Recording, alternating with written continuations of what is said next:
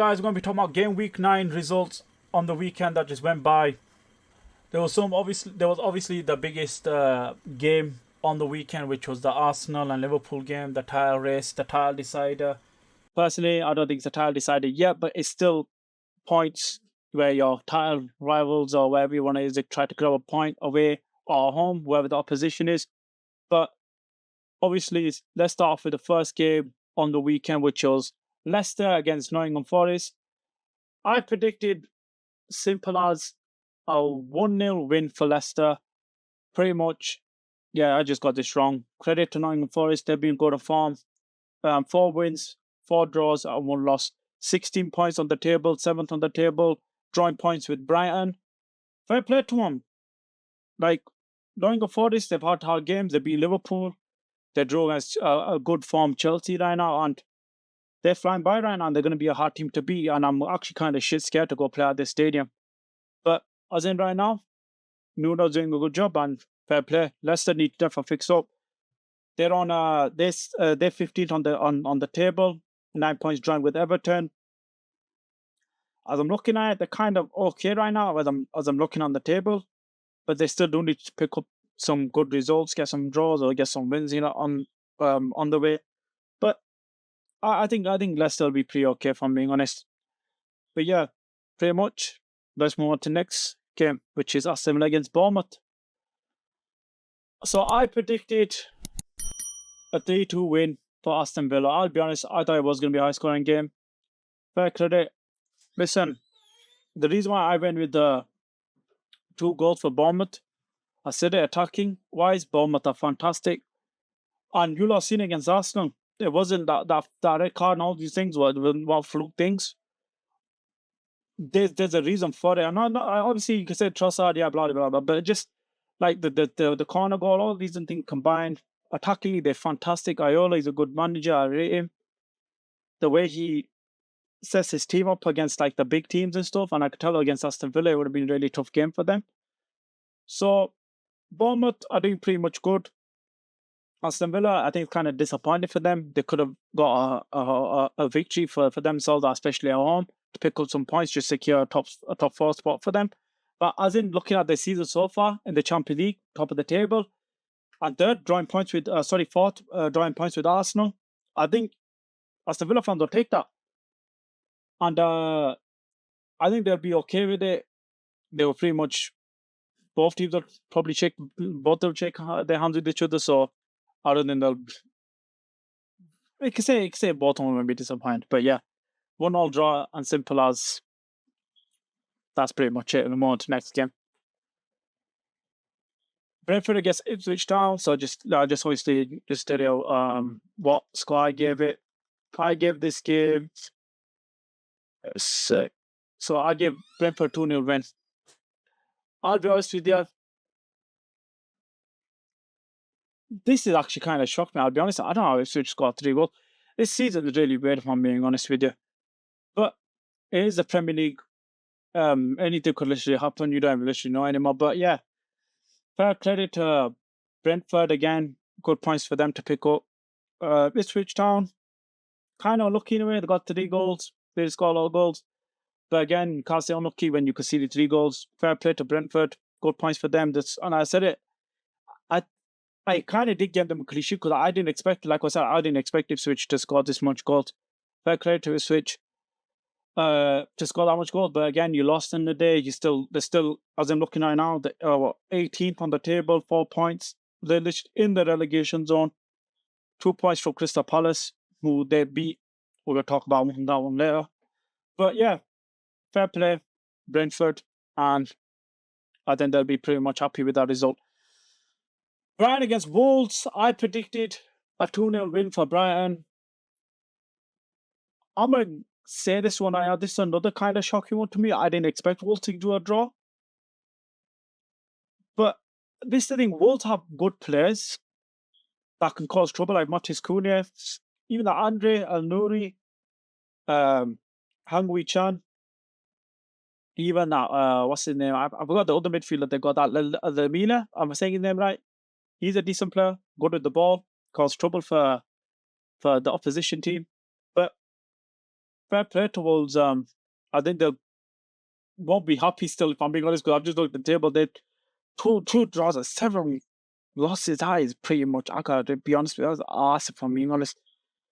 And then you look at Southampton, oh my days, has football quality gone bad? I don't know. The way I'm looking at this table, but yeah, you could say away, because it's a hard ground. American Express Stadium. Well, it's what a crap ass stadium name is that, but yeah, I think pretty much both teams will take a draw. But Brian will be disappointed. So they look where Wolves are on the table. Manchester City against Southampton. 1-0 win again for Manchester City pisses me off. But this is what champions do. It's all about how good you play. It's about the results in the day. Don't get me wrong. Manchester City fans, I've seen it. They're kind of worried about the performances, but they got Rodri and Kevin De Bruyne out, who's a attacking outlet, if I'm being honest. And Rodri was the one that controls the game. And I'm picking defensive. See, it just the defensive beast. Like that. I don't know how much games are over like genuinely how much have they? When was the last time like there's that stuff? When around like games he hasn't lost or some crap like that. I don't remember right now, but. Yeah, fair credit to Man City. End of the day, this is what champions do, and this is the reason why they won four titles in a row. It's not a fluke. Very credit to them. Haaland missed a lot of chances from what I've seen. Obviously, I watched second half because obviously I wanted to do like a type of rival watch where flicking I want Man City to drop points. Flicking out is like against Southampton. If it happens, I'll be, oh my god, yes, good. Flicking, thank you Southampton. But end of the day, it's just the quality of difference again. Man City controlled the game. I don't think there were much scare situations for Man City. But I think sometimes Man City again look a bit shaky defense. But at the end of the day, you're not going to be throughout the whole entire game. There's going to be one chance not create for the opposite team. So yeah, I think Man City will take it. Fair play to them. And then on top of the table right now for 23 points. Just always say 7 wins and 2 draws. I think they'll be happy with that. Everton against Fulham. 1-1 draw. I did get this one right. I did say this game was weird. I just like I said, I don't know what I was saying in my thinking. Like I just had a feeling Son Dyche was gonna be like, for some reason these type of games where he just doesn't think it. But yeah, pretty much I think 1-1 draw will be okay for both teams. Not much to say. Everton on 9 points. They're both the relegation zone right now. They're 15. They're 16, drawing with Leicester. So yeah, pretty much I think good result for both teams. They'll both go with the point. Chelsea, sorry. Chelsea, 2-win for them at Stamford Bridge. Obviously, everyone saw they played against Liverpool. Chelsea looked good in that game. You could see how much potential they have in that team and how quality they have. So I was shocked by this result. I predicted 4-2. I'll be honest, I thought there was going to be a lot of goals. Like I said, I thought Chelsea had some leakage, but there was kind of some defensive mistakes, like from Sanchez again, where he was kicking the ball up in a dodgy way again. And I said it, Chelsea do need a new goalkeeper, quick and fast. When the January window comes or summer when it comes up for them. But good win for Chelsea. And that Cole Palmer, guys. This Cole Palmer guys, I told you he's a fantastic player. The ball he gave to Nell, brilliant player. It's just, again, he won him that game, Palmer. Palmer is the reason why Chelsea won that game. And he's such a fantastic player. I don't have to discredit Chelsea. Reece James came back in the game. Captain had a brilliant performance. Did some goal line clearances. If he stays fit, like I say, he's a fantastic player. But if he stays fit, but obviously, hopefully for Chelsea fans and hopefully themselves, he does stay fit for them. Crystal Palace against Spurs. What the actual F happened in this game? Tottenham, I don't even know what to say. I went with the 2 win for Tottenham. And I genuinely went with the 2 win for Tottenham. Yeah, I genuinely don't know at this point why people support Tottenham or just in general, just anything, why people just have a relation with Tottenham. But end of the day, it must be really bad just to support them. It gives you the false hope and all these things combined. I don't care what any Tottenham fan says, they should have won this game. Obviously, there were like the controversial moments. I forgot to mention, flicking the show. I think there was some other ones, but just in this game, Van der Ven should be sent off. There were some people were saying, if there's consistency in the league, Saliba, red card, how come some Arsenal fans are upset about it? But yeah, I think for sure, Van der Ven he should have been sent off. Simple as, he was the last man and all these things combined, yeah, he should have been sent off. So yeah, Tottenham need to wake up. And I don't know. I know he's gonna be brutally honest with his team and how he sets up and all these other things and all this other, like, basically how the fan base is and all these other things. So yeah, massive disappointing result for them, and they need to quickly fix up on the next game. Manchester United against West Ham. What can I say about Manchester United, guys?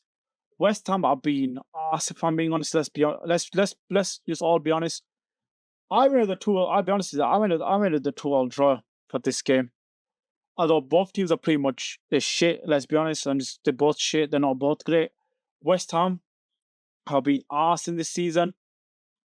The manager has been, let's be honest, he's been questioned in so much aspects for me personally. But yeah, the penalty is a controversial thing. I don't know. I'd say it's 50-50.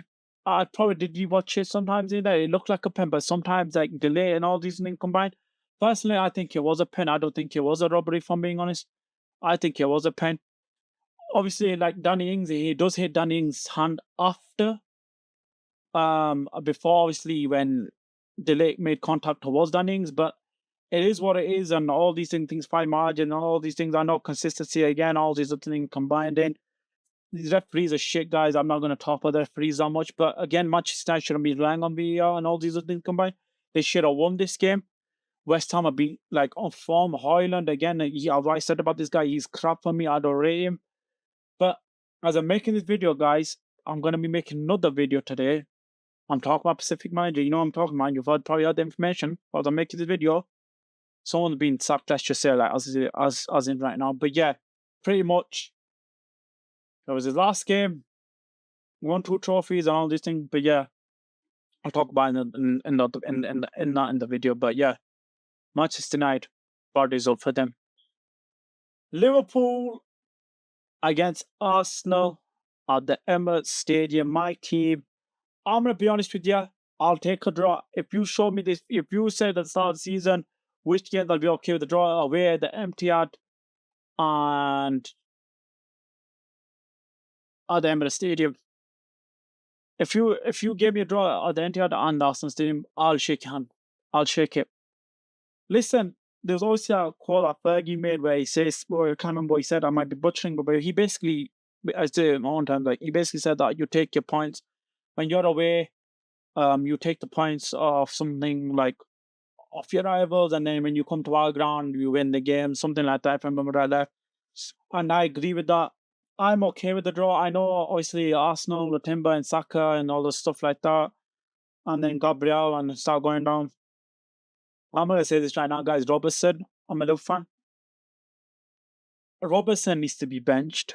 He needs to. It's just that I love Robertson. Don't get me wrong. I love him. He was wicked and all this other thing. But for me, his legs are gone. I want to see Mikas or either. If I'm big with Joe Gomez, would be perfect for this game.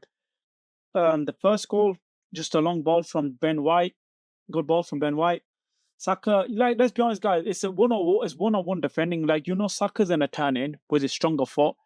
Keller could have rushed out, and then Van Dijk, for me, should have cut back and done better defending to help Robertson, just in case. And obviously the corner from us from our first goal. By that, I picked the 2-all draw from my West Ham Man United game and 1-0 win for us for this game. But just going back to my point anyway. So Van Dijk basically Trent does a fantastic cross, obviously from the corner. Luis Diaz had his on to Virgil van Dijk's head, and then it is 1-all. And then the second goal is the 43rd minute, where that Moreno, whatever his name is, he scored a header. The brilliant set piece from Arsenal again. Fantastic ball from Declan Rice. Good width on it and good whip on it too, sorry. And the second half, I think Arteta went defensive. He wanted to keep that, basically that what was it like? You could say like he wanted to keep the result up like as much like by one goal only. I think it was kind of stupid from Arteta. I think he should have gone for the third. If I'm being honest, I think we played shit. But again, obviously, with I'll be honest, I think Arteta's a bit of a coward in this game. If I'm being honest, and same like Arne Slot and all this other way. But again, our second goal, brilliant ball from China and Arno, who didn't have a great game. If I'm being honest, when it comes to passing and defensively, he was a bit okay, but it wasn't that great. If I'm being honest, but yeah. And then obviously Darwin Núñez gets into the ball, passes into the king. The king obviously who I've always said the Egyptian king, who scores a second goal, and pretty much 2-2. I'll take a draw. Arsenal fans won't be happy because they had a lead for the first goal, and then they dropped that, and then they had a goal for the second goal, and then they dropped that. I think they won't be happy with that.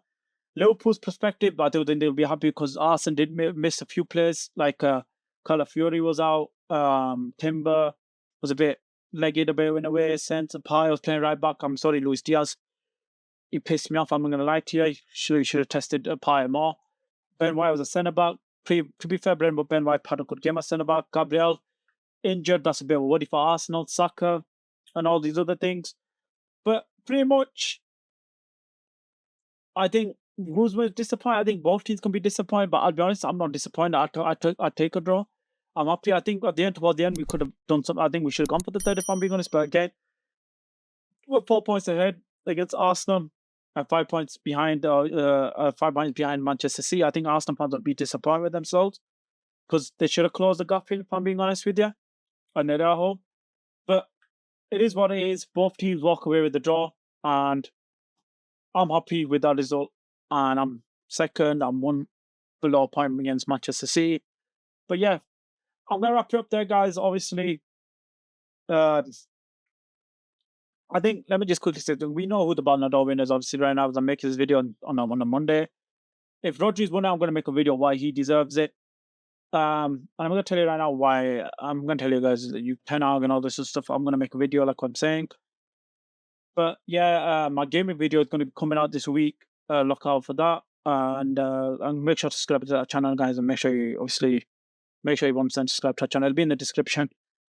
But yeah, my Champions League format is next week because I just remember that it's the Carabao League Cup games this week, and then obviously Champions League thing will be next week.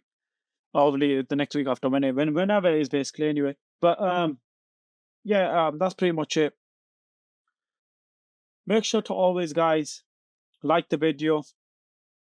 And like I always say, always like it. It's important. Hit the bell notification to stay notified for the next videos, especially my critical review channel, which will be in the, again, link in the description. And subscribe to the channel. I've been on 17, guys, so 17 subscribers. Make sure, let's just get to 20 subscribers. I'll be happy with that. And like I'm saying, guys, it's always humble beginnings, and God willingly, everything will be perfectly fine. But remember, guys, to always stay active, stay hungry, and God bless.